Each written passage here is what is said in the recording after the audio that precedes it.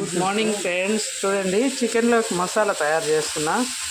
చెక్క, లవంగం, అల్లం, వెల్లుల్లి, ఆనియన్స్, కొత్తిమీర, కరివేపాకు అన్నీ కలిపి కొంచెం బాగా ఫ్రై చేసిన తర్వాత చల్లార్చి మిక్సీ కొట్టుకుంటే బాగుంటుంది ఫ్రెండ్స్.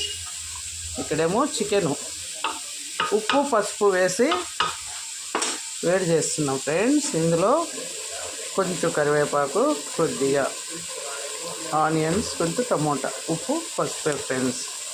ఇదంతా కాగిన తర్వాత మసాలా బాగా ఫ్రై అయ్యాక మళ్ళీ మసాలా కొట్టి వేసుకొని మళ్ళీ ధనియాల పొడి, కారం పొడి ఫైనల్గా వేసుకొని లాస్ట్లో కొత్తిమీర చల్లుకోవడమే ఫ్రెండ్స్.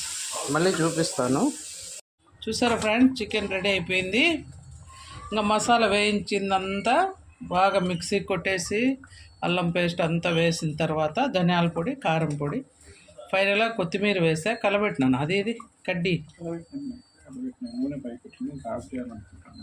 కలబెట్టేది నాకు ఒకసారి కలబెట్టి చూపిస్తా.